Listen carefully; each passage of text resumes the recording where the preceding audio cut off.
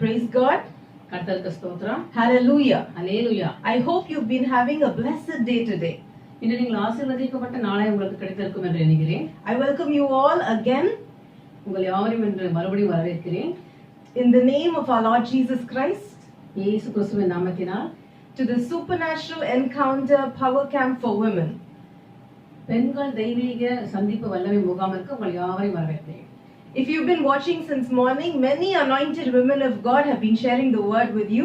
காலையிலிருந்து நீங்கள் இதை பார்த்து கொண்டிருக்கிறீர்கள். அநேக பெண்கள், அபிஷேகப்பட்ட ஆண்டவருடைய பெண்கள் இந்த ஊழியக்காரர்கள் இந்த ஜெபத்தை ஏறெடுத்திருக்கிறார்கள்.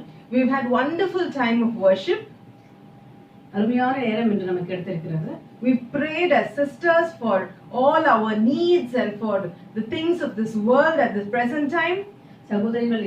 சகோதரிகளோட தேவைகளுக்காக, இந்த உலகத்தின் தேவைகளுக்காக நாம் ஜெபித்துக் கொண்டிருக்கிறோம். Praise God. கர்த்தருக்கு ஸ்தோத்திரம். I hope you've been really blessed. உண்மையாகவே நீங்கள் ஆசீர்வதிக்கப்பட்டிருக்கிறீர்கள் என்று நினைக்கிறேன். You can watch our SEPC Power Camp on our website www.sepc.org.in. எங்களோட பெண்கள் சந்திப்பு வல்லமை முகாமை நீங்கள் எங்களோட வெப்சைட்டில் பார்க்கலாம். www.sepc.org.in. Let's pray. நாம் ஜெபிக்கலாம். Father Lord, we thank you for this time. ஆண்டவரே உமக்கு நன்றி செலுத்துகிறோம் அப்பா இந்த நேரத்தில். Father, we thank you for this great opportunity you have given us to do ministry even in these difficult times. இந்த அருமையான வாய்ப்பை நீர் கொடுத்திருக்கிறதுக்கு நன்றி செலுத்துகிறோம் அப்பா இந்த காலகட்டத்திலும். Father, we ask that not our words but your words be released to your people, Lord. எங்க வார்த்தைகள் இல்ல தகப்பனே, எல்லாம் உங்க வார்த்தைகள் தகப்பனே. Speak to our dear sisters, Lord. எல்லா சகோதரர்களும் நீங்கள் பேசுங்கள் அப்பா. Use us mightily for your glory. நன்றாக எடுத்து அவர்களை மகிமையாக பயன்படுத்திக் கொள்ளுங்கள் தகப்பனே. In Jesus' name we pray. இயேசுவின் நாமத்தினாலே வேண்டுகிறோம். Amen. Amen. So, even in this lockdown time, many people thought that we cannot go to the church and worship, and so all the work of the gospel will stop, right? இந்த ஊரடங்கு உத்தரவு நேரத்தில் நாம் சபைக்கு போய் அங்கே நம்ம தொழுக முடியவில்லையே, ஆராதனை செய்யவில்லையே என்று எல்லாம் நினைத்திருக்கலாம். And so we thought that the work of the gospel will stop. இந்த மாதிரி நம்மளை பற்றி பேசிக் கொண்டிருக்கிற இந்த வார்த்தைகள் எல்லாம் நின்று போய்விடும் என்று நினைக்கலாம். But praise God, we are doing more ministry in this time of lockdown than before. கர்த்தருக்கு ஸ்தோத்திரம். நாம் முன்பு செய்ததை விட இந்த ஊரடங்கு உத்தரவு நேரத்தில் நாம் அநேகமாக ஊழியம் செய்து கொண்டிருக்கிறோம். We've already had 3 days of Supernatural Encounter Power Camp last week. SEPC வல்லமை முகாம் போன வாரத்தில் 3 நாட்கள் அருமையாக நடந்தேறியது. Today is our Women's Power Camp. இன்று பெண்கள் முகாம். And next we are going to have Children Power Camp. அடுத்து நாங்கள் சிறு பிள்ளைகளோட முகாம் வைக்க இருக்கிறோம். So you can contact us and send us the details of your children. நீங்கள் எங்களை தொடர்பு கொண்டு உங்களுக்கு சிறு பிள்ளைகளை பற்றி ஏதாவது நீங்கள் டீடைல்ஸ் சொல்ல வேண்டும் என்றால் எங்களுக்கு அதை அனுப்பி வைக்கலாம். And we are also going to have a youth camp. Praise God. வாலிப பிள்ளைகளுக்காக முகாம் நாங்க வைக்க போகிறோம். So all you young women watching this program, get ready for the youth camp. Amen. வாலிப மகள்கள் பார்த்து கொண்டிருக்கிற இந்த பெண்கள் கூட்டத்தை தயாராக இருங்கள். Now we are going to read from the word of God. இப்பொழுது ஆண்டவரோட வார்த்தைக்கு போகலாம். Let us go to Ephesians chapter 5 verse 1. எபேசியர் 5ஆம் அதிகாரம் 1ஆம் வசனம். It says here, follow God's example therefore as dearly beloved children. ஆதலால் நீங்கள் பிரியமான பிள்ளைகளைப் போல தேவனை பின்பற்றுகிறவர்களாகி. Are you a dearly beloved child of God? உண்மையாகவே நீங்கள் ஆண்டவருக்கு பிடித்த பிள்ளைகளா? Sister, are you a dearly beloved child of God? ஆம். Yes, right? So I always ask my women's fellowship sisters this. எப்பொழுதும் இதை நான் பெண்கள் கூட்டத்தில் கேட்பேன். Suppose a father is there and he has one son and one daughter. ஒரு தகப்பனாருக்கு ஒரு மகன் ஒரு பிள்ளை ஒரு மகள் என்று 2 பேர் இருந்தார்கள் என்றால், then who will be his favorite? அவருக்கு பிடித்த பிள்ளைகள் யாரா இருப்பார்கள்? Yes, definitely he will love both his children. கண்டிப்பாக 2 பிள்ளைகளுமே அவருக்கு பிடித்தவர்களாக இருப்பார்கள். But then one will be his favorite, right? ஆனால் ஒருவர் மட்டும் ரொம்ப பிடித்தவர்களாக இருப்பார்கள். So what do you think? நீங்க என்ன நினைக்கிறீர்கள்? I think the daughter is always the father's favorite. நான் நினைக்கிறேன் எப்பொழுதும் மகள் தான் ரொம்ப பிடித்தவங்களாக இருப்பார்களா தகப்பனாருக்கு. And so I tell my women's fellowship sisters, we women, we are the favorites of the heavenly Father. அதனால எப்போதும் பெண்கள் கூட்டத்தில் சொல்லுவேன், சகோதரிகளிடத்தில் ஆண்டவருக்கு பிடித்தவர் பெண்கள் நாம் தான் என்று சொல்லுவேன். And so God has given us a special strength. நமக்கு ஆண்டவர் எப்போதும் ஒரு விசேஷித்த பலத்தை கொடுப்பார். And God has given a special grace to women. ஒரு விசேஷித்த கிருபை பெண்களுக்கு கொடுப்பார். And God desires also to use women in a special way with a special anointing. ஆண்டவர் எப்போதுமே மிகவும் ஆசையோடு இருப்பார், பெண்களை ஒரு விசேஷித்த அபிஷேகத்தோடு விசேஷித்த கிருபையோடு பயன்படுத்திக் கொள்ள வேண்டும். Amen. Amen. So if you need to be used by God, ஆண்டவர் உங்களை பயன்படுத்த வேண்டும் என்றால் what is the first thing you need to do? முதலாவது நீங்கள் என்ன செய்ய வேண்டும்? The Bible says follow God's example. ஆண்டவரோட வழிகளை பின்பற்றுங்கள் என்று வேதாகமம் சொல்கிறது. So let us look at what Jesus did when he first started his ministry. ஆண்டவர் முதலாவது ஊழியத்தை துவங்கும்போது அவர் என்ன செய்தார் என்று பார்க்கலாம். Before even Jesus started the ministry, இயேசு ஊழியத்தை துவங்குவதற்கு முன்பாக he goes to the Jordan River யோர்தான் நதிக்கரைக்கு சென்றார். and he gets baptized by John the Baptist. யோவானால் அவர் ஞானஸ்நானம் ஏற்றுக்கொண்டார். And after that, if you read அதுக்கப்புறம் நீங்கள் பார்த்தீங்கன்னா in Matthew 3:16, மத்தேயு 3:16 it's written, as soon as Jesus was baptized, he went up out of the water. At that moment, heaven was opened, and he saw the Spirit of God descending like a dove and alighting on him. Amen. இயேசு ஞானஸ்நானம் பெற்று ஜலத்திலிருந்து கரையேறிய உடனே இதோ வானம் அவருக்கு திறக்கப்பட்டது, தேவ ஆவி புறாவை போல இறங்கி தம்மேல் வருகிறதை கண்டார். ஆமென். So Jesus, even before he started the ministry, the first thing he did was to be baptized with the Holy Spirit. பரிசுத்த ஆவியானவரோட அபிஷேகம் பெற்ற பின்னரே அவர் ஞானஸ்நானம் எடுக்கப்பட்டார். Amen. Amen. When Jesus was on this earth, he was a man like you and me. இயேசு பூமியில் இருக்கும்போது அவர் ஒரு மனிதர், உங்களையும் எங்களையும் போல. Though he was God, அவர் ஆண்டவராக இருந்தாலும் when he came to this earth, he was like you and me. அவர் பூமியில் வரும்போது உங்களையும் எங்களையும் போல ஒரு மனிதர். And so Jesus knew very well that he could not do what the Father had asked him to do unless he had the help of the Holy Spirit. கிறிஸ்துவுக்கு தெரியும் அவர் என்ன செய்ய வேண்டும், பிதா என்ன சொல்கிறாரோ அதை செய்ய வேண்டும், அதுவும் பரிசுத்த ஆவியினருடைய உதவி இல்லாமல் செய்ய முடியாது என்று அவருக்கு தெரியும். And so after he gets baptized, ஞானஸ்நானம் அவர் பெற்ற பின்பு he welcomes the Holy Spirit. பரிசுத்த ஆவியானவர் அவர் வரவேற்றார். And when the Holy Spirit came upon him, பரிசுத்த ஆவி அவரிடத்தில் வரும்போது then Jesus starts his ministry. இயேசு ஊழியத்தை துவங்கினார். And he does his ministry with great power and miracles and signs and wonders, right? Amen. இயேசு அவருடைய ஊழியத்தை அதிக வல்லமையோடும் அதிசயத்துடனும் அற்புதத்துடனும் அவர் துவங்கினார்.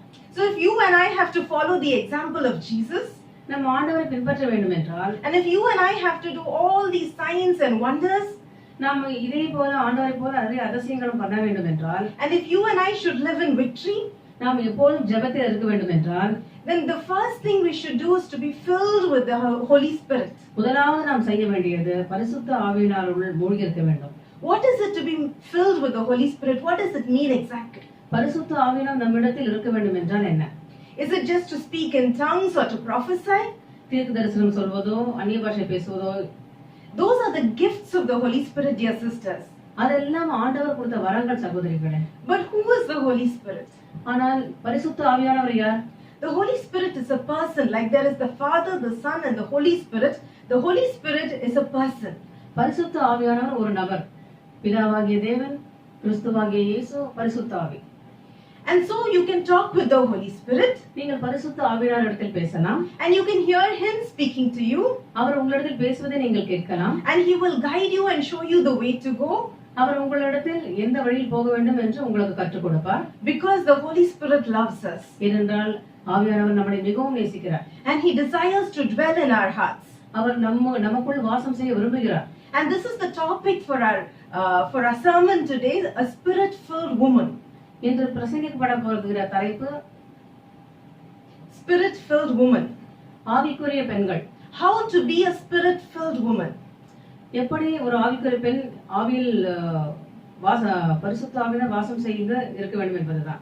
So the first thing we need to understand about any person, முதலாவது நாம் புரிந்து கொள்ள வேண்டியது, about any person, if we have to understand, we first have to know their nature.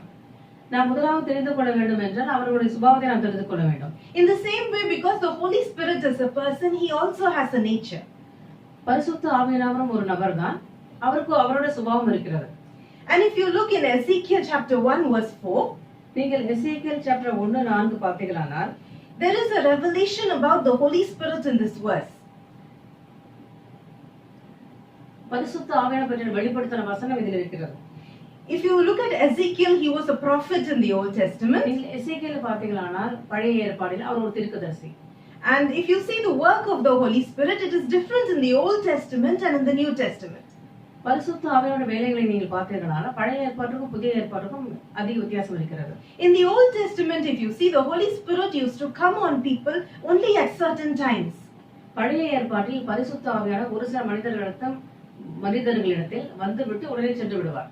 Suppose they had to prophesy or they had to do something for God, then the Holy Spirit would come on them, and after the work was finished, the Holy Spirit would go back. தீர்க்க தரிசன வார்த்தைகள் சொல்ல வேண்டும் என்றாலோ இல்ல ஆண்டவர் அவருக்கு வைத்திருக்க வேலைகளை முடிக்க வேண்டும் என்றாலோ பரிசுத்த ஆவியானவர் அந்த மனிதரிடத்தில் வந்து விட்டு பின் சென்று விடுவார். But in the New Testament, ஆனால் புதிய ஏற்பாட்டில் after Jesus came to the earth, ஆண்டவர் பூமிக்கு வந்த பின்பு the Holy Spirit comes to dwell in our hearts permanently.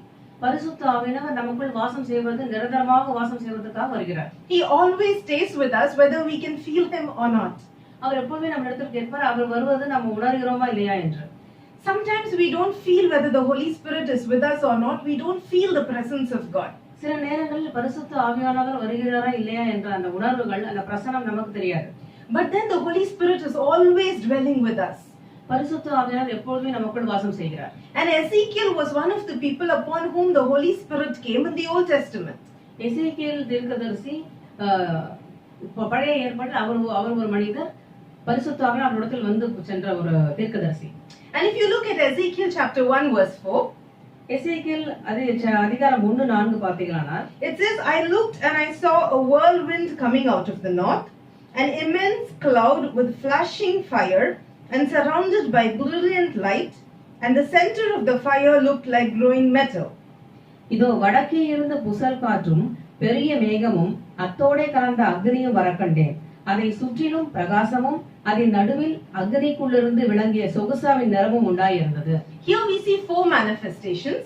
இந்த இடத்துல 4 வெளிப்படுத்தலை பார்க்கிறோம். The first one is the wind. முதலாவது காற்று. The second one is the cloud. இரண்டாவது மேகம். The third is the fire. மூன்றாவது அக்னி. And the fourth is the light. நான்காவது வெளிச்சம். And all these 4 manifestations show a different aspect of the Holy Spirit to us. இந்த 4 குணாதிசயங்களும் வெவ்வேறு நமக்கு பரிசுத்த ஆவியை பற்றி நமக்கு காண்பிக்கின்றது. So let us now look at the first manifestation, that is the wind. முதலாவது நாம் பார்ப்போம் காற்று. If you look in Acts chapter 2 verse 1, அப்போஸ்தலர் 2:1 பார்த்தீங்கன்னா, the very first manifestation of the Holy Spirit when he came upon the people was the wind. He was taken up into heaven. ஆண்டவர் உயிர்த்தெழுதலுக்கு பின்பு பரலோகத்துக்கு கொண்டு செல்லப்பட்டார். And before he went to heaven, பரலோகத்துக்கு செல்வதற்கு முன்பாக he went to his disciples. அவர் சீஷர்களிடத்தில் சென்று, and he told them, I'm going. சீஷர்களிடத்தில் சொன்னார், நான் போக போகிறேன். But don't worry, I'm sending someone to be with you. You're not going to be alone. கவலைப்படாதீர்கள், நான் ஒருவரை அனுப்ப போகிறேன், எனக்கு பதிலாக என்று கூறினார். And he said that person is the Holy Spirit. அவர்தான் பரிசுத்த ஆவியானவர். And he will come and dwell with you. அவர் இந்த இடத்தில் வந்து உங்களிடத்தில் வாசம் செய்வார். So wait for him. அவருக்காக காத்திருங்கள். And he didn't say how long to wait. எத்தனை நாள் காத்திருக்க வேண்டும் என்று அவர் கூறவில்லை. He said wait in Jerusalem till you receive the Holy Spirit.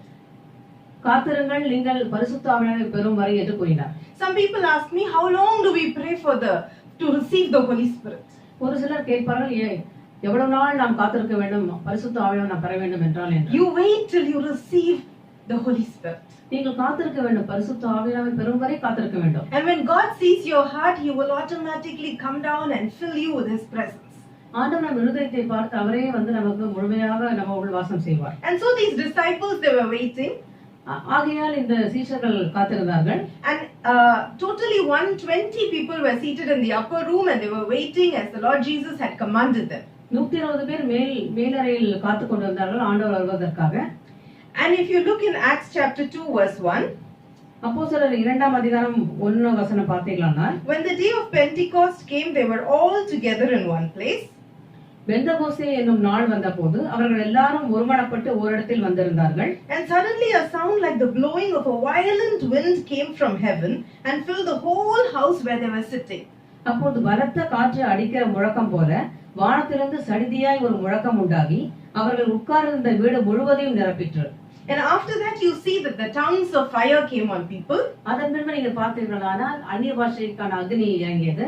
and people started speaking in unknown tongues. அவர்களுக்கு தெரியாத அந்த அந்நிய பாஷைகளை மக்கள் பேச But ஆரம்பித்தார்கள். the first manifestation was the wind. முதலாவது வெளிவந்தது காற்று. Even I have experienced this once in our own church. எங்களோட சொந்த சபையில் நான் இதை ஒரு முறை ருசி பார்த்திருக்கிறேன். It was a very hot summer day, அது மிகவும் வெயில் காலம். and we were all worshipping together in the church. நாங்கள் எல்லோரும் சபையில் துதித்துக் கொண்டிருக்கிறோம். And suddenly there was a cool wind which filled our church. திடீரென்று மிகவும் குளிர்ந்த ஒரு காற்று வருவதை நான் உணர்ந்தேன்.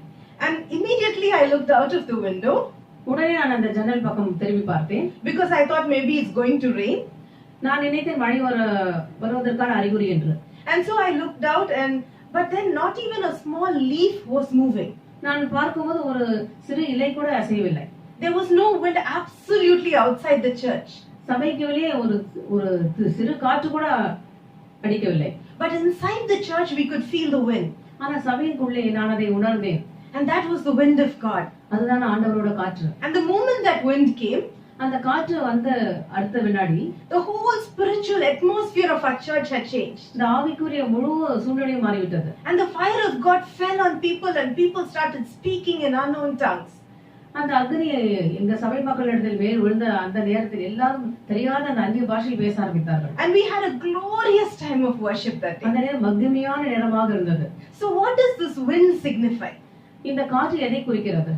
If you look in Genesis chapter 2 verse 7, நீங்கள் ஆதியாகமம் 2:7 பார்த்தீர்களானால் this is a very familiar verse to all of you. இது அநேகமாக எல்லாருக்கும் தெரிந்த ஒரு வசனம் தான். It's written here how God created man. ஆண்டவர் எப்படி மனிதனை உருவாக்கினார் என்று எழுதியிருக்கிறது. And here it is written that the Lord God formed a man from the dust of the ground and breathed into his nostrils the breath of life, and then man became a living being. Hallelujah. அல்லேலூயா. தேவனாகிய கர்த்தர் மனுஷனை பூமியின் மண்ணினாலே உருவாக்கி ஜீவ சுவாசத்தை அவன் நாசியிலே ஊதினார். மனுஷன் ஜீவாத்மாவானான். Praise God. கர்த்தருக்கு ஸ்தோத்திரம். So this wind signifies the breath of God. இந்த காற்று ஆண்டவரோட சுவாசத்தை குறிக்கிறது. Before, when you see this man which God had created, ஆண்டவர் உருவாக்கப்பட்ட மனிதனை முன்பு நீங்கள் பார்க்கும்போது he was made out of mud. God made his eyes and nose and hands and legs out of mud like a statue. மண்ணால் ஆண்டவர் உருவாக்கப்பட்டார். கண், காது, மூக்கு, செவி அனைத்தையும் வைத்து ஒரு சிலை போல உருவாக்கினார். But though he had eyes, this man could not see. கண்ணிருந்தும் அந்த மனிதன் பார்க்க And முடியவில்லை. though he had ears, he could not hear. காதிருந்தும் அவனால் கேட்க And முடியவில்லை. he could not move his body. அவரோட சரீரத்தை அசைக்க முடியவில்லை. But when God breathed his breath into him, ஆனால் ஆண்டவர் எப்போது அவர் சுவாசத்தை அந்த மனிதனுக்குள் ஊற்றினாரோ suddenly man came to life. திடீரென்று மனிதனுக்கு ஜீவன் வந்தது. And suddenly man started speaking and hearing, and உடனே மனிதன் பேச ஆரம்பித்து விட்டான், பார்க்க ஆரம்பித்து விட்டான். And then he started moving his hands and legs and probably running here and there. கை கால்களை அசைக்க ஆரம்பித்து விட்டான், இங்கேயும் அங்கேயும் ஓடிக்கொண்டிருக்கிறார். Praise God. கர்த்தருக்கு ஸ்தோத்திரம். So the breath of God poured life into this man. ஆண்டவர் ஒரு ஜீவனை கொடுத்திருக்கிறார். In the same way, we have a spiritual body also, like how we have a physical body. அதுபோல நம் ஆவிக்குரிய சரீரம் இருக்கிறது. And our spiritual body has spiritual eyes and spiritual ears. ஆவிக்குரிய சரீரத்தில் அதே போல ஆவிக்குரிய கண், ஆவிக்குரிய செவி. And our spiritual body has all the 5 senses that our natural body has. ஒரு நம்ம உலக பிரகாரமான சரீர மாம்சமான சரீரத்தில் எப்படி இருக்கிறதோ அது போல ஆவிக்குரிய சரீரத்தில் ஐம்புலன்கள் இருக்கிறது. But if your spiritual eyes do not work, ஆனால் ஆவிக்குரிய கண் உங்களுக்கு வேலை செய்யவில்லை என்றால் you cannot see things in the spiritual realm. ஆவிக்குரிய மண்டலத்தில் மூலம் நீங்க எந்த நிகழ்ச்சியும் பார்க்க முடியாது. Many people think it is enough just to get salvation. You don't need the anointing of the Holy Spirit. அநேகர்கள் நினைக்கலாம் ரட்சிப்புக்குள் வந்துவிட்டால் போதும், நமக்கு அபிஷேகம் வேண்டாம் என்று. But when you get the salvation, நீங்கள் எப்பொழுது ரட்சிப்புக்குள் வந்தீர்களோ it is like having a statue, a spiritual body. நீங்கள் அது ஆவிக்குரிய You have a spiritual body, நீங்கள் ஆவிக்குரிய சரீரம் இருக்கிறது. but it is not activated. ஆனால் அது செயல்படவில்லை. And it can only be activated through the work of the Holy Spirit in your life. பரிசுத்த ஆவியானவர் மூலமே அது செயல்பட வைக்க முடியும். And many people, they say that women are weak. அநேகர்கள் சொல்வார்கள் பெண்கள் மிகவும் பலவீனம் என்று. But women are very strong people. ஆனால் பெண்கள் எப்பொழுதுமே ரொம்ப திடகாத்திரமா இருக்கிறார்கள். If any problem comes against your family, a woman is very strong to protect her family. குடும்பத்தில் ஏதாவது பிரச்சனைகள் வருகிறது என்றால் அந்த பெண்கள் தான் முன்பாக நின்று எல்லாவற்றையும் எதிர்த்துக் கொள்வார்கள். If any person comes and says anything against your child, the woman will go and fight against that person, right? யாராவது வந்து உங்கள் பிள்ளைக்கு இந்த மாதிரி அந்த மாதிரி ஏதாவது காரியங்கள் சொன்னால் முதல்ல ஓடி போய் அந்த பெண்களுக்காக அந்த தன் மகளுக்காக வாதாடி செய்யறது எல்லாம் அந்த பெண்கள் தான். But though we have all these strength and grace given by God, we are not living in victory. ஆண்டவர் நமக்கு கிருபையும் அபிஷேகம் கொடுத்திருந்தாலும் நாம் ஒரு ஜெயத்தில் இருக்கிறதில்லை. And why are we not living in victory? ஏன் நாம் ஜெயத்தில் இருக்க மாட்டோம் என்கிறோம்? Because many things that God is revealing to us, we are not able to perceive. ஆண்டவர் நமக்கு நிறைய வெளிப்படுத்துகிறார், பட் நாம் அதை பின்பற்றுவதில்லை. So that's why a problem comes. அதனால தான் நமக்கு நிறைய பிரச்சனைகள் வருகிறது. And when that problem comes, suddenly we are shocked that that problem has come into our life. நம்ம பிரச்சனைகளை பார்த்தோம்னா இந்த மாதிரி ஒரு பிரச்சனை நம்ம வாழ்க்கையில் வந்திருக்கிறது என்று மிகவும் ஷாக் ஆகி விடுகிறோம். And we just sit and cry and we say, Lord, why has this happened to me? நாம் உட்கார்ந்து அழ ஆரம்பித்து விடுகிறோம். ஏன் இப்படி நடக்கிறது ஆண்டவரே, ஏன் எனக்கு இப்படி நடக்கிறது என்று. But if your spiritual eyes are opened, ஆவிக்குரிய கண்கள் உங்களுக்கு திறக்கப்பட்டால், then God will give you dreams and visions. ஆண்டவர் உங்களுக்கு எல்லா பார்வையும் எல்லாவற்றையும் உங்களுக்கு முன்பாகவே கூறுவார். He will give you dreams and visions to reveal what is going to happen in the future to you. எதிர்காலத்தில் உங்களுக்கு என்ன நடக்க போகிறது என்பதை வெளிப்படுத்துவார்.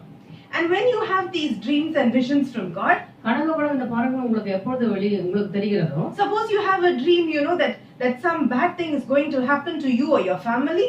உங்களுக்கு கெட்ட காரியங்கள் நடக்க போறது நம்ம குடும்பத்திற்கு என்று ஒரு கனவு வருகிறது என்று வைத்துக்கொள்வோம். Immediately we will rise up and pray and bind that spirit and we will fight the spiritual war. உடனே நாம் எழுந்து அதற்காக ஜெபித்து அந்த தீய செயல்கள் நடக்காமல் இருப்பதற்காக நாம் அதை எதிர்கொள்ள வேண்டும். And so that problem, though Satan has planned it for us, will not come to us but will go away because we have already prayed for it. பிசாசானவன் இந்த பிரச்சனைகளை ஏற்படுத்தி இருந்தாலும் நாம் இது போல ஜெபித்து நாம் பரிசுத்த ஆவியின் உதவியோடு நாம் செய்யும்போது நமக்கிட்ட அது வராத அளவுக்கு நாம் பாதுகாத்து வரலாம். In the same way, when our spiritual ears are opened, இது போல நமக்கு ஆவிக்குரிய செவிகள் திறக்க வேண்டும் என்றால் we can hear the voice of God very clearly. பரிசுத்த ஆவியினோட வார்த்தை நாம் அழகாக கேட்கலாம். Many people ask me, அநேகர் என்னிடத்தில் கேட்பார்கள், sister, I don't understand how God speaks to me. எனக்கு ஆண்டவர் எப்படி பேசுகிறார்ன்றது எனக்கு புரியவில்லை என்று கேட்பார்கள். I have seen many YouTube messages on how to hear the voice of God. அநேக யூடியூப் மெசேஜ் நான் பார்க்கிறேன் எப்படி ஆண்டவரோட வார்த்தைகளை கேட்பது என்று. Even our pastor has said many times in the church. Even எங்க போதகர் அநேக நேரம் சொல்லி இருக்கிறார்கள் எங்க சபையில். But sister, I still don't understand. ஆனால் எனக்கு இன்னும் புரியவில்லை சகோதரியே. And when I hear some voice, வேற ஏதாவது சத்தம் எனக்கு கேட்டால், sometimes I'm very confused whether it is my own mind or it is the voice of God.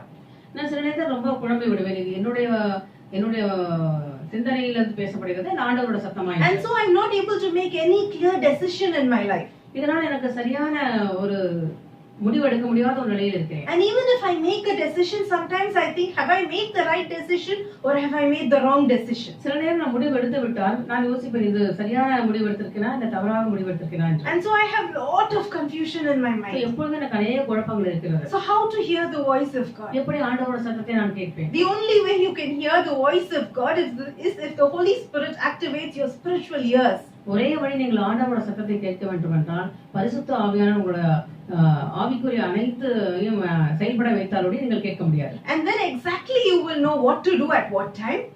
சரியாக நீங்கள் எந்த நேரத்தில் என்ன செய்ய வேண்டும் என்றால் you will know which way to go. எந்த வழியில் நாம் போக வேண்டும் என்றால் because your spiritual ears are open. ஏனென்றால் உங்கள் ஆவிக்குரிய காதுகள் திறந்திருக்கிறது. If you look at the book of Ruth, நீங்கள் ரூத் புத்தகத்தை பார்த்தீர்களானால் Ruth is a very beautiful woman who was blessed by God. Ruth மிக அழகான ஒரு பெண், ஆண்டவரால் ஆசீர்வதிக்கப்பட்டவள். Here she was beautiful inside as well as outside. அவர் மிகவும் உலக பிரகாரம் ஆவிக்குரிய விஷயத்தில் இரண்டிலுமே மிகவும் நல்ல பெண்ணாக இருந்தார். And she got married. கல்யாணம் செய்து கொண்டாள். And her husband died. அவரோட கணவர் இறந்து விட்டார். And her mother-in-law Naomi was going back to her hometown. அவர் ரூத்தின் மாமியார் அவரோட சொந்த ஊருக்கு செல்கிறார் Naomi. And when Naomi was going back to her hometown, அவங்க மாமியார் நயோமி ஊருக்கு போகும்போது Ruth comes to Naomi. Ruth அவரிடத்தில் வந்து and she tells her that where you go I will go. அவரிடத்தில் மாமியார் இடத்தில் கூறுகிறார், நீங்கள் எங்கே போகிறீர்களோ அங்கே நான் வருகிறேன் என்று. She says your God is my God. அவள் சொன்னால் உங்க கடவுள் என்னுடைய கடவுள் என்று. And she follows her mother-in-law. அவங்க மாமியார் என்ன சொல்கிறாரோ அதை பின்பற்றினார்கள். Her sister-in-law stayed back in the same place, but Ruth went with her mother-in-law. But ரூத்தின் நாட்டனார் அவருக்கு பக்கத்து வீட்டில் இருக்கிறார்கள். பட் இருந்தாலும் இவங்க அவங்க மாமியாரோடு சென்றார்கள். So Ruth knew with clarity where she has to go, what direction her life has to go in. Ruth நன்றாக தெரிந்திருந்தார்கள் எந்த திசையில் போக வேண்டும், அவங்க வாழ்க்கையில் யாருடன் போக வேண்டும் என்று. And she also knew she had to follow her God at all costs. She knew only the God of Naomi was the true God. அவர் நினைத்திருந்தார் நயோமி ஆண்டவர் தான் என்னோட ஆண்டவர், அதனால எந்த வழியில் போக வேண்டும் என்று சரியாக நினைத்திருந்தார். And if you also follow the story continuously, இப்ப அந்த கதையை நீங்க தொடர்ந்து பின்பற்றி பார்த்தீங்கன்னா, one day Ruth will go to the fields to gather some wheat. Ruth பயிர் விளையும் அந்த இடத்துக்கு ஒரு நாள் சென்றிருந்தார்கள். And when she goes to that field and she tells herself that after the harvesters have gathered the wheat, I will gather what is left. அங்கு அறுவடை செய்து சென்ற பின்பு அங்க என்ன சிதறி இருக்குதோ அதை நான் எடுத்துக்கொள்கிறேன் என்று சொன்னார்கள். And when she goes to that field, அவங்க அந்த பயிர் வெட்டிருக்கும் அந்த இடத்துக்கு போகும்போது she goes straight to the field of a man called Boaz. Boaz என்ற அவருக்கு இருக்கிற அந்த இடத்திற்கு நேராக சென்றார்கள். I imagine there were many fields in that area at that time. பயிர் வைக்கக்கூடிய இடங்கள் நிறைய இருந்தும், but still she was led correctly to the field of Boaz. ஆனால் ரூத் சரியாக அந்த போவாஸ் இருக்கும் இடத்துக்கு சென்றார்கள். And if you look at the story after that, அந்த கதையை பின் நீங்க பார்த்தீர்களானால் Ruth and Boaz got married. ரூத்தும் போவாசும் கல்யாணம் செய்து கொண்டார்கள். Because God had decided that these two should be married. ஆண்டவர் முன்கூட்டியே நினைத்ததால் இவங்க ரெண்டு பேரும் கல்யாணம் செய்து கொள்ள வேண்டும் என்று. And through the generation of Ruth and Boaz, Jesus Christ himself came. Ruth Boaz இவர்களோட சந்ததியில் தான் இயேசு எழும்பினார். What a blessed woman. எப்படி ஆசீர்வதிக்கப்பட்ட பெண் அவள். That through her generation the Lord Jesus Christ was born. அவளோட பரம்பரையில் ஆண்டவர் பிறந்திருக்கிறார் என்றால், and though she was not a woman of Israel, she was from outside. God still chose her and called her, and he chose to be born through her. Ruth இஸ்ரவேலில் பிறந்த பெண்ணாக இல்லை என்றாலும் வேற ஒரு ஊரில் பிறந்த பெண்ணாக இருந்தாலும் எப்படி ஆண்டவர் அவளை தேர்ந்தெடுத்தார் பாருங்க. Praise God. கர்த்தருக்கு ஸ்தோத்திரம். So what was it that drew God to Ruth? So ஆண்டவர் எவ்வளவு உண்மையா இருந்திருக்கிறார் ரூத்திடம். The only thing that attracted God when it came to Ruth was her surrender. Ruth இடத்தில் மிகவும் கவர்ந்தது ஆண்டவருக்கு என்னவென்றால் அவளையே ஒப்பு கொடுத்தார் ஆண்டவரிடத்தில். Because Ruth surrendered herself completely to the God of Naomi. Ruth அவங்க மாமியாரான நயோமி இடத்தில் முழுமையாக ஒப்பு கொடுத்தார். She surrendered herself completely to the God whom Naomi served. Naomi எந்த ஆண்டவரை தொழுதாலோ அதே ஆண்டவரிடத்தில் முழுமையாக ரூத் ஒப்பு கொடுத்தாள். She surrendered herself completely to the God of Israel. இஸ்ரவேல் தேவனிடத்தில் முழுமையாக ஒப்பு கொடுத்தாள். And she said that from now on this is my God. இந்த நிமிஷத்திலிருந்து இவர்தான் என் ஆண்டவர் என்று சொன்னாள். And I will always follow this God. இந்த ஆண்டவரையே நான் எப்பொழுதும் பின்பற்றுவேன் என்று சொன்னாள். And nothing including death can separate me from this God.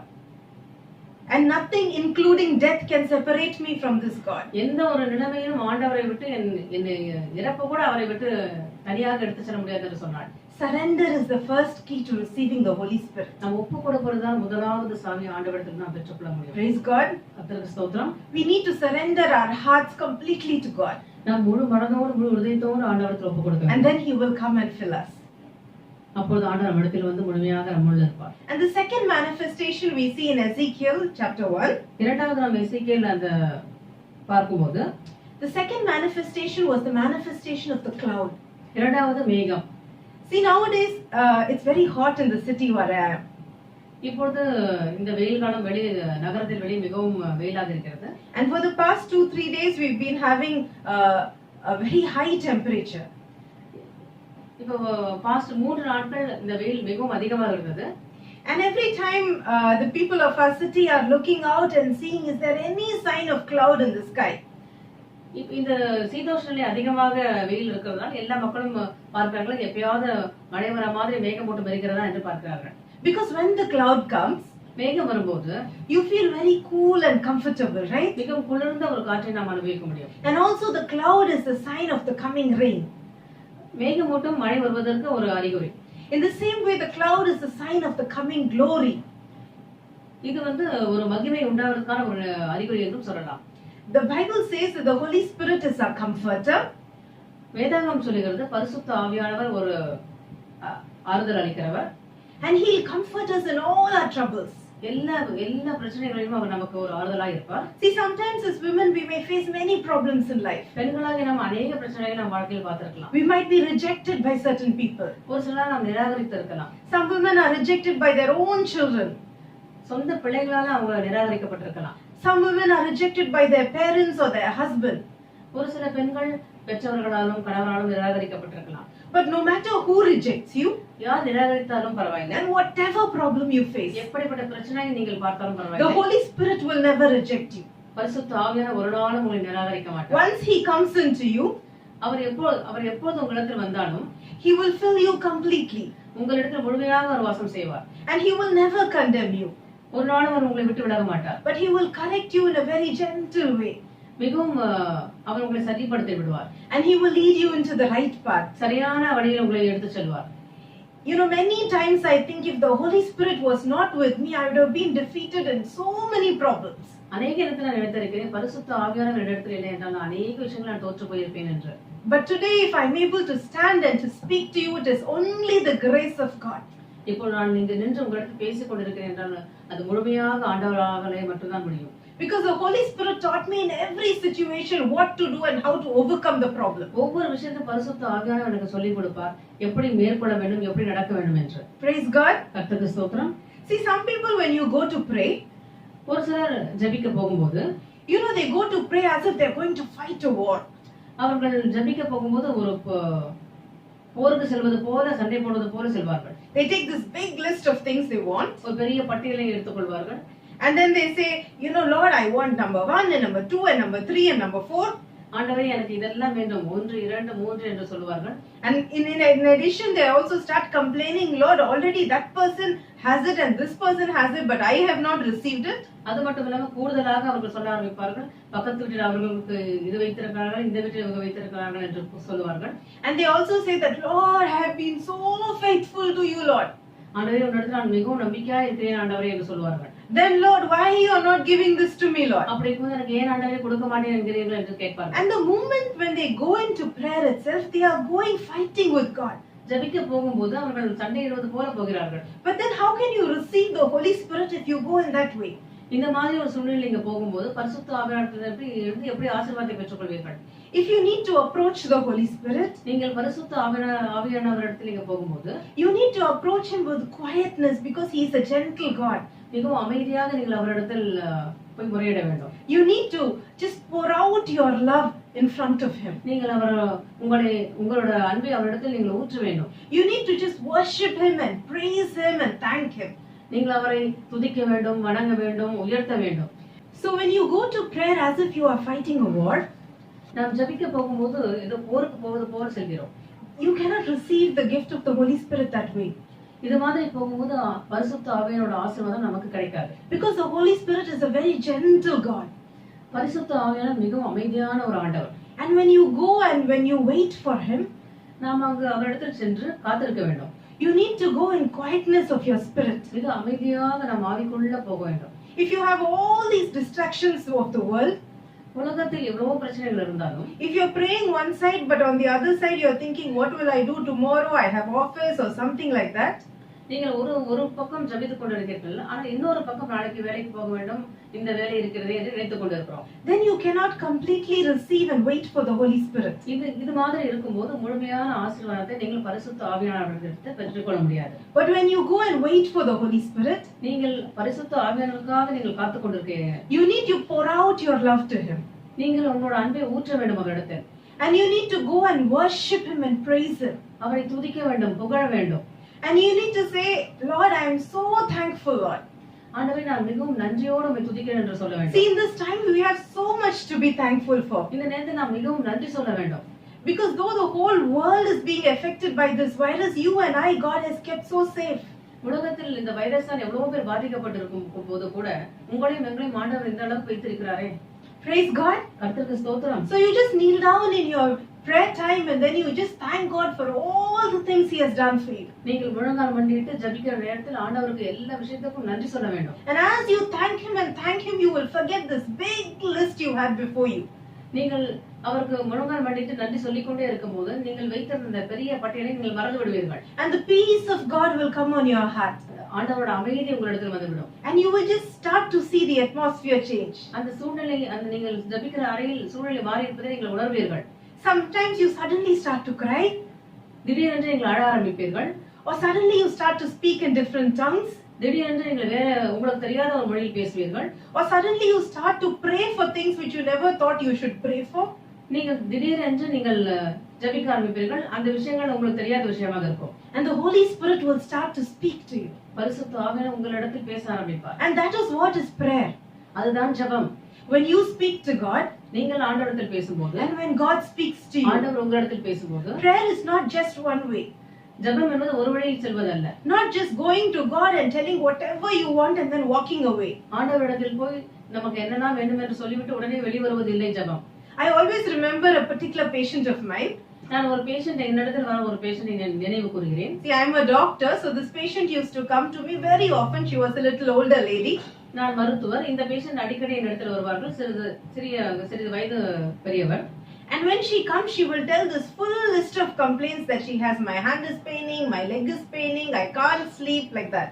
இந்த பேஷண்ட் என்னிடத்தில் எப்ப வரும்போதும் எனக்கு கைவலி, கால்வலி என்று ஒரு பெரிய பட்டியலே போட்டு சொல்வார்கள் உடம்பில் இருக்கிற பிரச்சனைகளை. And she will complain against her daughter-in-law and against her son also.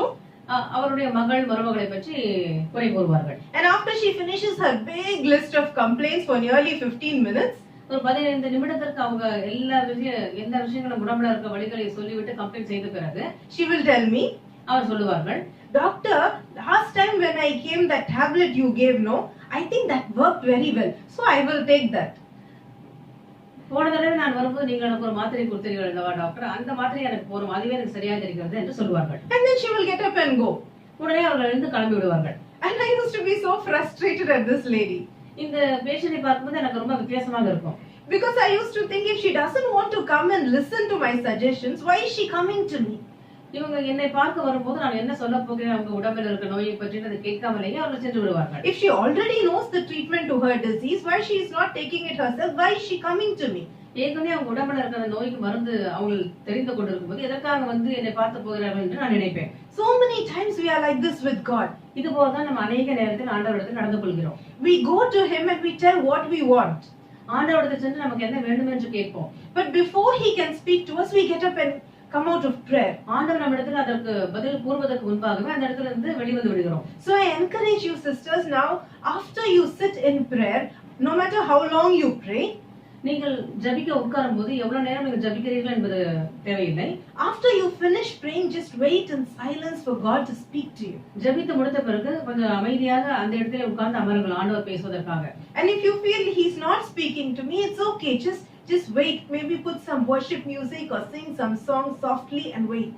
ஆண்டவர் வந்து உங்களிடத்தில் பேசவில்லை என்றால் பரவாயில்லை, துதித்து கொண்டிருங்கள், ஒரு சில துதி பாட்டுகளை கேட்டுக்கொண்டிருங்கள். And as you wait, God will start to speak to you. நீங்கள் அங்கே காத்திருக்கும் போது ஆண்டவர் உங்களிடத்தில் பேச ஆரம்பிப்பார். Because God never disappoints his daughters. ஆண்டவர் எப்போதும் அவருடைய மகள்களை மன கஷ்டத்துக்குள் கொண்டு போக மாட்டார். God never leaves his children waiting when they are asking to hear from him. நாம் காத்திருந்து ஆண்டவரிடத்தில் பெற்றுக்கொள்ள வேண்டும் என்று இருக்கும்போது ஆண்டவர் நமக்கு பதில் சொல்லாம இருக்க மாட்டார். Praise God. கர்த்தருக்கு ஸ்தோத்திரம். So now we're going to look at the third manifestation of the Holy Spirit. இப்ப மூன்றாவதை நாம் பார்க்க போகிறோம்.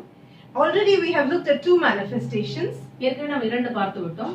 That was the wind and that was the cloud. முதலாவது காற்று பார்த்தோம், இரண்டாவது மேகம். And we have also looked at two important keys to receiving the Holy Spirit.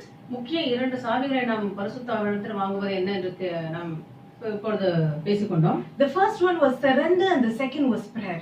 முதலாவது ஒப்புக்கொடுத்தல், இரண்டாவது ஜெபம். As you pray and spend lot of time in prayer with God, நீங்கள் ஜெபித்து ஆண்டவரிடத்தில் நிறைய நேரம் செலவழிக்கும் போது God will just start to fill you with his might and power. ஆண்டவரோட வல்லமையால் உங்களை நிரப்புவாராக. And you will develop a relationship and an understanding with God. நீங்கள் ஆண்டவரிடத்தில் ஒரு உறவு முறை அவரோடு உட்கார்ந்து பேசுற அளவுக்கு நீங்கள் வந்து விடலாம்.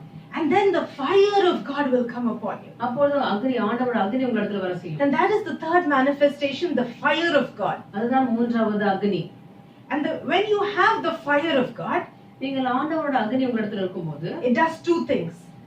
அது இரண்டு வேலைகளை செய்யும். One, it will purify you. ஒன்று உங்களை சுத்தப்படுத்தும். Because when you put gold in the fire will burn out all the impurities and only leave the gold. நீங்கள் தங்கத்தை நெருப்பில் போடும்போது அதுல இருக்கிற அசுத்தம் எல்லாம் போய் அது எப்படி புடம் போட்ட தங்கமாகிறதோ, so the fire will take out whatever is unnecessary in your life. தேவையில்லாத உங்க வாழ்க்கையில இருக்க எல்லாவற்றையும் அந்த அக்னி எடுத்து போட்டுவிடும். If you have any unnecessary words you are saying, தேவையில்லாத வார்த்தைகள் நீங்க பேசுகிறீர்கள் என்றால், or if you have any sins in your life that you are not able to leave, நீங்கள் வாழ்க்கையில் செய்கிற பாவத்தை விட முடியாமல் தொடர்ந்து செய்கிறீர்கள் என்றால், the fire of God will help you overcome all this. ஆண்டவரோட அக்னி உங்களுக்கு உதவி செய்யும் அதிலிருந்து எப்படி நீங்கள் மேற்கொண்டு வர வேண்டும் என்று. And the second thing that the fire of God does, இரண்டாவது அக்னி, it will bring the power of God into your life. ஆண்டவரோட வல்லமையை உங்க வாழ்க்கையில் கொண்டு வரும். Jesus said, you will do greater things than me. இயேசு சொன்னார், என்னை விட நீங்கள் அதிக விஷயங்களை செய்ய முடியும் என்று. And all the apostles, they did greater things than Jesus. எல்லா சீஷர்களும் பெரிய பெரிய விசேஷத்த வேலைகளை செய்தார்கள். They did signs and wonders and miracles. அவங்க அதிசயம் அற்புதத்தை செய்தார்கள். Even the handkerchiefs that were put on people, they healed people. அவங்க கைக்குட்டைகளை போட்டு மக்களை சுகப்படுத்தினார்கள். Even their shadow, when it fell on people, the people were healed. சீஷரோட நிழல்களை தொட்டு அவ்வளவு பேர் சுகமானார்கள். Because they were filled with the power of God. ஏனென்றால் அவங்க ஆண்டவரோட வல்லமையால் மூழ்கி இருந்தார்கள். And only if you are filled with this power of God can you do great things for God. ஆண்டவரோட வல்லமை உங்களுக்கு நிரப்பி இருந்தாலோடைய நீங்கள் வல்லமையான காரியங்களை செய்ய முடியாது. Otherwise you're going and praying for somebody's healing but nothing is happening. நீங்கள் மற்றவர்களுக்காக போய் ஜெபித்துக் கொண்டே இருக்கிறீர்கள், ஆனால் அவங்க சுகம் பெறவில்லை. And then you get disappointed because there is no answer. நீங்கள் உடனே மனம் வருத்தப்படுகிறீர்கள், ஏனென்றால் சரியான பதில் கிடைக்கவில்லை. And then you say, no, I don't want to do ministry anymore. உடனே நீங்கள் சொல்கிறீர்கள், நான் இனிமே ஊழியம் செய்வதற்கு விரும்பவில்லை என்று. Now I don't want to tell anybody about Jesus. நான் ஆண்டவரை பற்றி இனிமேல் யாரிடத்திலும் சொல்ல போவதில்லை என்று கூறுகிறீர்கள். But when the fire of God is on you, ஆண்டவரோட அக்னி உங்களிடத்தில் இருக்கும்போது, then all things have to change. எல்லா காரியங்களும் மாறும். Because you have the authority of God. ஏனென்றால் நீங்கள் தேவனோட அதிகாரம் பெற்றவர்கள். So all diseases have to be healed. எல்லா நோய்களும் சுகமாகும். All demons have to be driven out. எல்லா சாத்தானும் வெளியேறும். All problems have to change. எல்லா பிரச்சனைகளும் மாறும். Because the power of God is more powerful than anything in this earth. ஏனென்றால் ஆண்டவரோட வல்லமை தான் எல்லாவற்றிலும் மேலானது இந்த உலகத்தில் இருக்கிற மற்ற காரியங்களை விட. And it is more powerful than this any virus including coronavirus. Amen. எல்லா பிரச்சனைகளை விட கொரோனா வைரஸை விட ஆண்டவரோட வல்லமையே பெரிதானது. ஆமென். And if you look at the book of Judges, there is a woman who had the fire of God in her. நீங்கள் நியாயாதிபதிகள் புத்தகத்தை பார்க்கும்போது ஆண்டவரோட அக்னி வல்லமை பெற்ற ஒரு பெண் இருந்தாள். And her name was Deborah. அவளுடைய பெயர் Deborah. And she used to be a judge and also a prophetess in Israel. அவங்க டெபோரா வந்து நீதிபதி, அது மட்டும் இல்லாம தீர்க்கதரிசியும் கூட. And one day there was this king who was oppressing Israel. There was this king who was fighting against the country of Israel. ஒரு ராஜா இருந்தால் இஸ்ரவேலோட போராடுகிற ராஜா. And the Israel people were very much suffering because of this king. இந்த ராஜாவால் இஸ்ரவேலர்கள் எல்லாரும் மிகவும் வருத்தப்பட்டு கொண்டிருந்தார்கள். And then the word of Lord came to Deborah. ஆண்டவரோட வார்த்தை இந்த டெபோரா என்ற நீதிபதியிடம் வந்தது. And so she calls the commander of the Israel army. அவர் கமாண்டரை கூப்பிட்டு இந்த விஷயத்தை சொன்னார்கள். And she will say, go to battle against that king. அந்த ராஜாவிடத்தில் போய் போராடு என்று சொன்னார்கள். Because the Lord has given you victory. ஆண்டவர் உனக்கு ஜெயம் கொடுப்பார் என்று. But you know what this very strong commander tells her? ஆனால் இந்த கமாண்டர் மிகவும் திடகாத்திரமான இந்த கமாண்டர் என்ன சொன்னார்கள் தெரியுமா? He said, are you sure? நீங்கள் நிஜமாக கூறுகிறீர்களா? Sometimes when we get prophecies, we think, is this really true or not? சில நேரம் நம்ம கூட்டத்தில் நமக்கு தீர்க்க தரிசன வார்த்தைகள் கேட்கும்போது இது நிஜமாக நடக்குமா என்று சொல்லுவோம். And because of your unbelief, many dear sisters and many dear brothers have lost out on the blessings of God. அநேக சகோதர சகோதரிகள் உங்களோட நம்பத்தகாத வார்த்தைகளால் இதை நீங்கள் இழந்திருக்கிறீர்கள். Praise God. கர்த்தருக்கு ஸ்தோத்திரம்.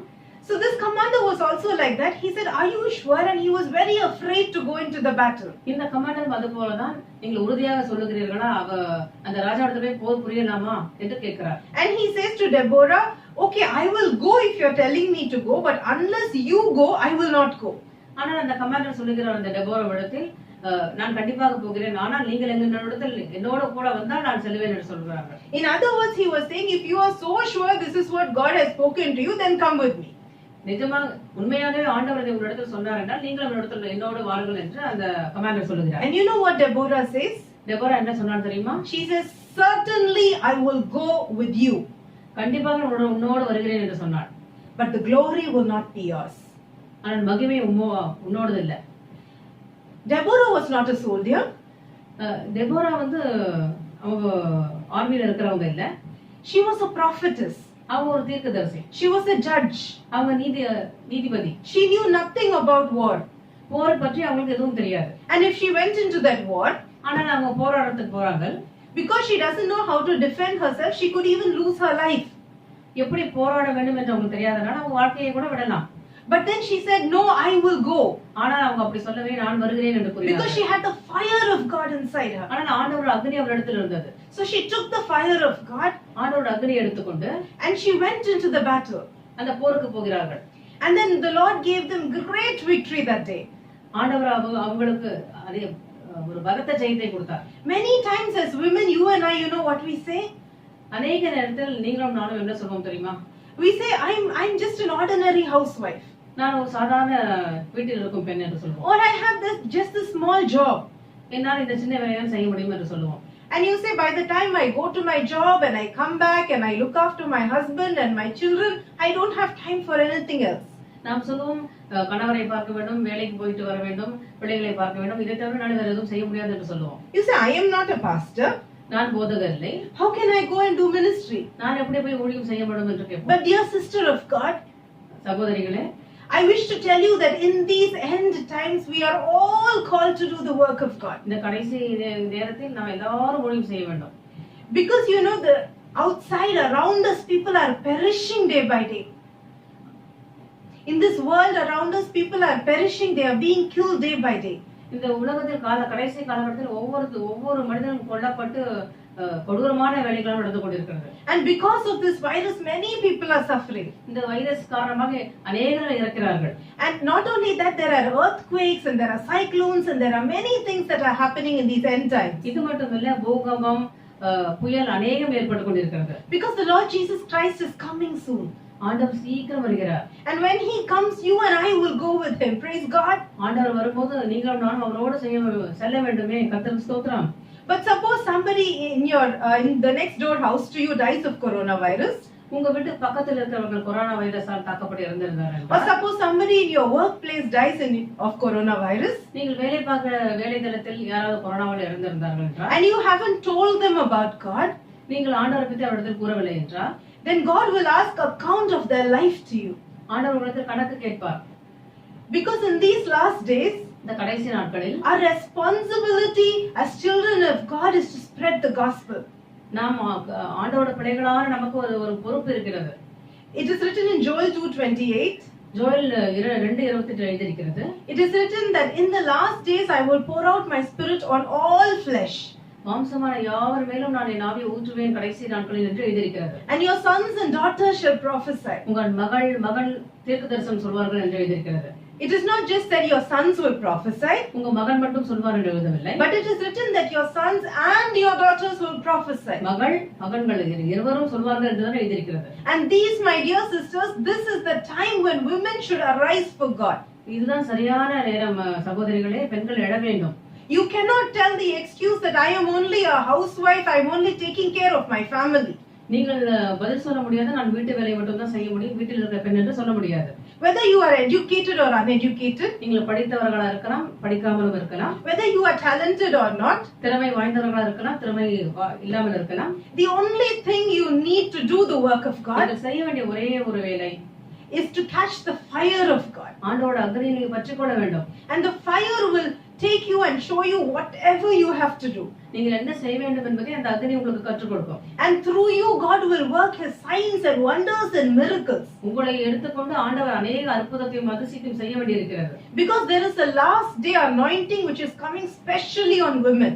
கடைசி நாட்களில் பெண்களுக்காக ஒரு விசேஷ அபிஷேகம் வர போகிறது. And there is a revival which is going to come upon all the women of the world. எல்லா பெண்களிடத்திலும் ஒரு அதிசயத்தக்க அபிஷேகம் வர போகிறது. There is a revival that is going to come among all the women of the world. எல்லா பெண்களிடத்திலும் வர போகிறது. ஒரு எழுப்புதல் வர போகிறது. And so when this revival comes, இந்த எழுப்புதல் வரும் நேரத்தில் all the women should rise and take their positions. அவங்க எல்லா பெண்களும் எழுந்து அவர்களுக்கு ஒரு இடத்தை அவர்கள் பிடித்துக் கொள்ள வேண்டும். And they should do the work of God wherever they are positioned. எந்த இடத்துலலாம் எதிர்ப்புகள் இருக்கிறதோ அந்த இடத்துல அவங்க இறைவனோட வார்த்தைகளை பேச வேண்டும். So many of you think that, even I used to think like that before. I don't have so much power. How can I do ministry? நானும் முதலில் நினைத்திருக்கிறேன் எனக்கு அந்த அளவுக்கு வல்லமை இல்லையே, நான் எப்படி ஊழியம் செய்ய முடியும் என்று. And then I used to think maybe I need to wait some more. நான் சில நேரம் நினைத்திருக்கிறேன் இன்னும் சில நாட்கள் நான் காத்திருக்க வேண்டும் என்று. And maybe I need to pray some more. இன்னும் நன்றாக ஜெபிக்க வேண்டும் என்று. And yes, you do need to pray. நீங்கள் ஜெபிக்க வேண்டும் நன்றாக. But the word that God has told me, I wish to share to you. ஆண்டவர் என்னிடத்தில் சொன்ன வார்த்தையை உங்களோட பகிர்ந்து கொள்கிறேன். It is written in the book of Judges where the Lord spoke to Gideon. நியாயாதிபதிகள் எழுதியிருக்கிறது புத்தகத்தில். The Lord spoke to Gideon. ஆண்டவர் கிடியோன் இடத்தில் பேசியிருக்கிறார். And he said to him, go in the strength that you have. ஆண்டவர் சொல்லியிருக்கிறார், உனக்கு இருக்கிற பலத்தில் நீ போ என்று. And one day when I was so broken and crying and saying, Lord, I do not have the power or the strength to do your ministry. ஒரு நாள் மனமுடைந்த ஆண்டவரிடத்தில் அழுது மன்றாடி கேட்டுக்கொள்கிறேன், எனக்கு ஊழியம் செய்வதற்கு அந்த அளவுக்கு வல்லமை இல்லை என்று. The Lord spoke this word to me. ஆண்டவர் இந்த வார்த்தையை என்னிடத்தில் பேசினார். Oh, and it encouraged me so much. அந்த வார்த்தை என்னை மிகவும் உற்சாகப்படுத்தியது. And it gave me the strength to get up and go and do the work of God. அந்த வசனம் அந்த வார்த்தை எனக்கு எழுந்திருந்து பலத்தோட வேலைகளை செய்வதற்கு ஊக்கப்படுத்தியது. Dear sister, unless you go and practice the gifts, they will not work for you. உங்களுக்கு இருக்கிற வரங்களை நீங்கள் எழுந்து உபயோகப்படுத்தவில்லை என்றால் அது உங்களுக்கு ஒன்றுமில்லாமல் சென்றுவிடும். Unless you go and pray for somebody who has a sickness, they will not be healed. நீங்கள் எழுந்து மற்றவங்களுக்கு நோய் இருக்கிறவங்களுக்கு போய் நீங்கள் ஜெபித்தால் ஒழிய அது உங்களுக்கு செயல்படாமல் இருக்கும். So one side is prayer, ஒரு பக்கம் ஜெபம், but the other side is also going out and doing the work of God. இன்னொரு பக்கம் நீங்கள் எழுந்து ஆண்டவருக்காக வேலை செய்ய வேண்டும். Don't wait for another time. மற்றொரு நேரம் வரும் என்று நீங்கள் காத்திருக்க வேண்டாம். Because we don't know how the world is going to change tomorrow. நாளை உலகம் எப்படி மாறும் என்று நமக்கு தெரியாது. And if you're always caught up with your own things and then Jesus Christ comes tomorrow, then you will be standing before him empty-handed. உங்க வேலையை பார்க்க வேண்டும் என்று நினைத்திருந்தால் ஆண்டவர் வரும்போது நீங்கள் வெறும் கையாக இருப்பீர்கள். So catch the fire of God. அக்னியை பிடித்துக் கொள்ளுங்கள் ஆண்டவரிடம். And go and do his work. அவருடைய வேலையை நீங்கள் பின்பற்றுங்கள். Amen. Amen. And the fourth revelation of the Holy Spirit, நான்காவது பரிசுத்த ஆவியோட வெளிப்படுத்தல், is the light. வெளிச்சம். And the light denotes revelation. வெளிச்சம் என்றால் வெளிப்படுத்துதல். The Holy Spirit will reveal to you all things. பரிசுத்த ஆவி எல்லாவற்றையும் உங்களுக்கு வெளிப்படுத்துவார். And under his revelation you will know exactly how to pray for this person, exactly which person to approach. அவரோட கீழ்ப்படுதலின் பேரில் அவர் வெளிப்படுத்தின விஷயத்தை நீங்கள் கற்றுக்கொள்வீர்கள், யாருக்கு எப்படி ஜெபம் பண்ண வேண்டும் என்று. See, for example, if you go into a room which is dark, உதாரணத்துக்கு நீங்கள் இருட்டான ஒரு அறைக்கு செல்கிறீர்கள், and then you cannot see anything around you, உங்களை சுற்றி என்ன இருக்கு என்று உங்களுக்கு தெரியாது. like for example when there is no electricity, உதாரணத்துக்கு மின்சாரம் இல்லை என்றால், and then you will go and hit against the chair or the table or something like that. நாற்காலி மேசை அதில் எடுத்து நாம் எடுத்துக் கொள்வோம். That is what happens when we try to go and do things out of our own efforts. நம் சித்தத்தின்படி வேலை செய்ய வேண்டும் என்றால் நாம் இப்படித்தான் செய்வோம். But when you switch on the lights, ஆனால் நாம் லைட் ஆன் செய்த பிறகு you can see everything in the room. நாம் அந்த அறையில் என்ன இருக்கிறது என்று எல்லாவற்றையும் பார்க்கலாம். And when you walk, you can just walk and go without hitting anything. நாம் நடக்கும்போது எதுமேலே வெடித்துக் கொள்ளாமல் சரியாக நடக்கலாம். And you can go to the place where you want to go and take that particular thing and come back. எந்த இடத்துக்கு நீங்க போக வேண்டுமோ அங்கே போய் தேவையான பொருட்களை எடுத்து நீங்க வெளிய வரலாம். So that is how the revelation of the Holy Spirit works in your life. அதுபோலதான் ஆண்டவர் பரிசுத்த ஆவியோட வெளிப்படுத்துதல் உங்க வாழ்க்கையில் உபயோகமாக இருக்கும். Amen. Amen. So we all need the Holy Spirit at this time. இன்று நாம் எல்லாரும் பரிசுத்த ஆவியானவர் நமக்குள் வர வேண்டும். I'm just going to tell one small story and then close. நான் ஒரு சிறு கதை சொல்லிவிட்டு முடித்துக் கொள்கிறேன். This story is in Luke chapter 10. இந்த கதை லூக்கா 10ஆம் அதிகாரம். It's verse 41 and 42 we are going to read. 41 42 இருக்கிறது. If you look in Luke chapter 10, there were two women. லூக்கா 10ஆம் அதிகாரம் பார்த்தீர்கள் என்றால் இரண்டு பெண்கள் இருக்கிறார்கள். And one was Martha and one was Mary. ஒன்று மார்த்தா, இன்னொன்று மரியாள். And these two were sisters. இரண்டு பேரும் சகோதரிகள். And these two sisters had completely opposite natures. இந்த இரண்டு சகோதரிகளும் முற்றிலும் எதிர்ப்பதமாக இருக்கக்கூடிய ஒரு பண்பு உள்ளவர்கள். I also have a sister. எனக்கும் ஒரு தங்கை இருக்கிறார். And actually we both are also completely opposite characters. நாங்களும் இரண்டு பேரும் எதிர்த்து இருக்கிற ஒரு பண்புள்ளவர்கள் தான். And so in the same way this Mary and Martha had different natures. இது போல மார்த்தாளும் மரியாளும் வித்தியாசமான பண்புகள் உள்ள குணமுள்ளவர்களாக இருந்தார்கள். And it is written here that the Lord Jesus Christ had come to their house. ஆண்டவர் இயேசு அவர்கள் வீட்டுக்கு வருவார்கள். And then once the Lord Jesus Christ had come to their house and he was sitting there and he was teaching all the people. ஒரு நாள் ஆண்டவர் இயேசு அவர்கள் வீட்டுக்கு வந்து பிரசங்கித்துக் கொண்டிருக்கும்போது எல்லாருக்கும் பிரசங்கித்துக் கொண்டிருந்தார்கள். Martha was in the kitchen. Martha சமையல் அறையில் இருந்தார்கள். And she was cooking. சமைத்துக் கொண்டிருந்தாள். And I imagine she was counting how many people are there outside so she can make tea. நான் நினைத்து பார்க்கிறேன் வெளியில் எத்தனை பேர் இருக்காங்க அத்தனை பேருக்கு நாம் டீ போட வேண்டும் என்று நினைத்திருப்பார்கள். And she must be busy cleaning all the things. சமையலறையில் எல்லா பாத்திரத்தையும் அவங்க சுத்தம் செய்து கொண்டிருப்பார்கள். And she must be preparing for lunch. அவங்க மதிய வேளை உணவு தயார் செய்து கொண்டிருக்கலாம். And she was so busy. மிகவும் ரொம்ப பிஸியாக இருந்தார்கள். And if you see on the other side, நீங்கள் மறுபக்கம் பார்த்தீர்களானால் there was her sister Mary. மரியாள் அங்கு இருக்கிறார்கள். And Mary was sitting peacefully at the feet of the Lord Jesus. ஆனால் மரியாள் மிக அமைதியான ஆண்டவரோட பாதத்தில் அமர்ந்திருக்கிறார். And Mary was just listening to every word that came from the mouth of our Lord Jesus. ஆண்டவரோட வார்த்தை ஒவ்வொரு வார்த்தையும் கவனித்துக் கொண்டிருக்கிறாள் மரியாள். And as Martha kept seeing that, Mary was just not helping her and sitting at the feet of the Lord.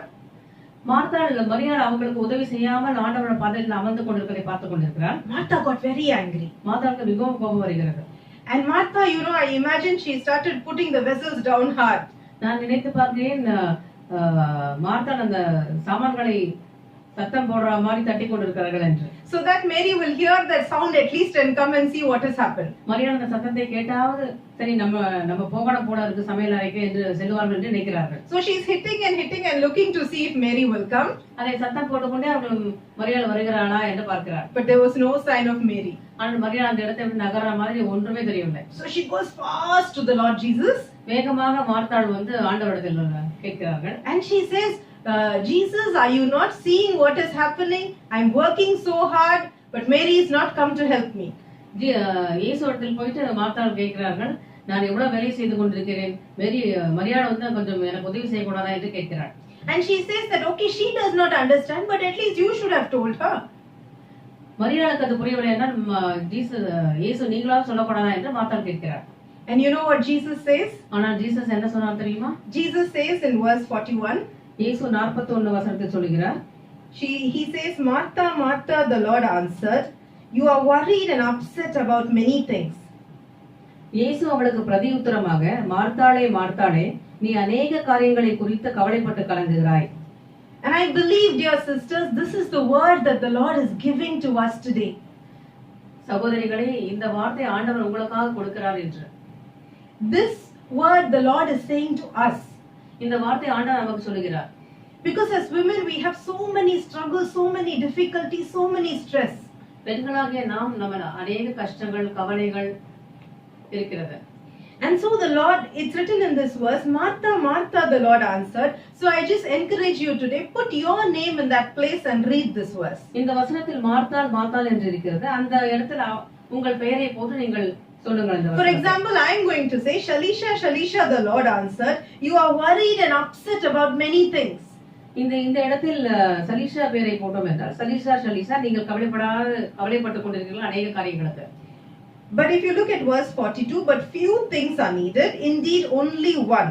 Mary has chosen what is better and it will not be taken away from her. லூக்கா 11:10-42 வசனத்தை பார்த்தீர்களா? தேவையானது ஒன்றே, மரியாள் தன்னை விட்டுவிடப்படாத நல்ல பங்கை தெரிந்து கொண்டாள் என்றார். There is only one thing that is needed, dear sister of God. ஆண்டவரிடத்திலிருந்து நமக்கு தேவையானது ஒரே ஒன்றுதான் சகோதரிகளே.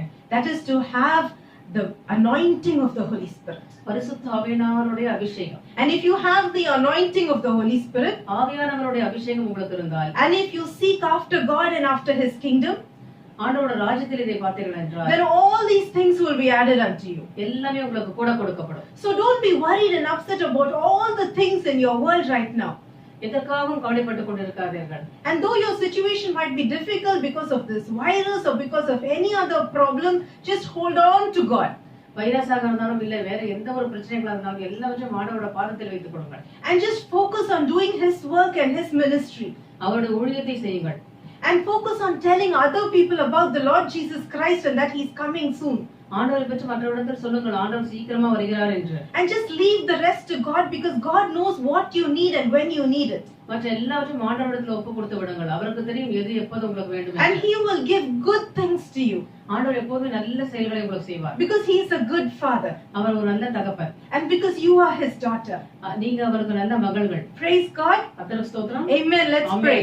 Let's pray. ஜெபிப்போம். And if you have not received the Holy Spirit, நீங்கள் பரிசுத்த ஆவியானவரை நீங்கள் ஆசீர்வதிக்கப்படவில்லை என்றால், I encourage you to kneel down and just raise your hands இப்பொழுது முழங்கால் மண்டியிட்டு கைகளை உயர்த்தி ஜெபியுங்கள். and just surrender your heart to God உங்கள் இருதயத்தை ஆண்டவரிடத்தில் ஒப்புக் கொடுங்கள். and just ask for the Holy Spirit. பரிசுத்த ஆவியானவருக்காக கேளுங்கள். And then He will come and touch you. அவர் வந்து உங்களை தொடுவார். Father Lord, we come into your presence, Father. ஆண்டவரே, உங்கள் தேவ பிரசன்னத்தில் வருகிறோம் அப்பா. Father, as your daughters, we come into your presence. ஆண்டவரே, உங்க பிள்ளை மகள்களான நாங்க எல்லாரும் கூடி வருகிறோம் அப்பா. And Daddy, we just want to know you more. அப்பா, எங்களுக்கு உங்களை பற்றி நல்லா தெரியணும் அப்பா. And we just want to experience your presence, Lord. ஆண்டவரே, உங்க பிரசன்னத்தை நாங்கள் அனுபவிக்க வேண்டும் அப்பா. So Holy Spirit, we pray that you will fill us right now. பரிசுத்த ஆவியானவரே, நாங்கள் ஜெபிக்கிறோம். தகப்பனே, எங்களை முற்றிலும் எங்களுள்ள வந்து வாசம் செய்யுங்கப்பா. Father, we love you, we bless you, we exalt you. ஆண்டவரே, நீர் எங்களை ஆசீர்வதிங்க, உங்களை அன்பு கொள்கிறோம் அப்பா. Father, we exalt your holy name, we lift it high. தகப்பனே, கர்த்தாவே, எங்களை மூடிக்கொள்ளுங்கப்பா. And Father Lord, we pray, Lord, that right now your presence will go into each woman's house who is watching this program. தகப்பனே, கர்த்தாவே, இந்த பெண்கள் முகமை பார்த்து கொண்டு இருக்கிற எல்லா வீட்டிலும் அப்பா, தகப்பனே, நீங்கள் தொடுவீர்கள் அப்பா. May your presence come down heavily in each house, Lord. பரலோகத்திலிருந்து கர்த்தாவே, ஒவ்வொரு பெண்கள் வீட்டிலும் தகப்பனே, முழுமையாக இந்த பிரசன்னம் வரணும் தகப்பனே. Father, touch them, Father. ஆண்டவரே, அவரை தொடுங்கள் அப்பா. Father, I commit my sisters into your hands, Lord. ஆண்டவரே, எங்க சகோதரர்கள் எல்லாம் உங்க கரத்துல ஒப்புக் கொடுக்கிறோம். Father, remember us daughters and use us, Lord. ஆண்டவரே, எங்களை நினைவு கூர்ந்து எங்களை பயன்படுத்துங்கப்பா. Father Lord, we are willing to be used by you. ஆண்டவரே, நாங்கள் விட்டு கொடுப்போம், எங்களை எடுத்து பயன்படுத்துங்க தகப்பனே. Father, we surrender to you, Lord. நாங்கள் அப்பா தகப்பனே, நாங்கள் அர்ப்பணிக்கிறோம் அப்பா. Father Lord, use us. ஆண்டவரே, எங்களை எடுத்து பயன்படுத்திக் கொடுங்கப்பா. Use us in these last days as your messengers, Lord. அப்பா தகப்பனே, உங்களுக்காக நாங்க உழைக்கிறதுக்கு எடுத்து பயன்படுத்துங்க தகப்பனே. We are willing, Lord. கர்த்தாவே, நாங்க விட்டு கொடுக்கிறோம் அப்பா. In Jesus' name. இயேசுவின் நாமத்தினாலே. Amen. ஆமென். Praise God. கர்த்தருக்கு ஸ்தோத்திரம். Hallelujah. அல்லேலூயா.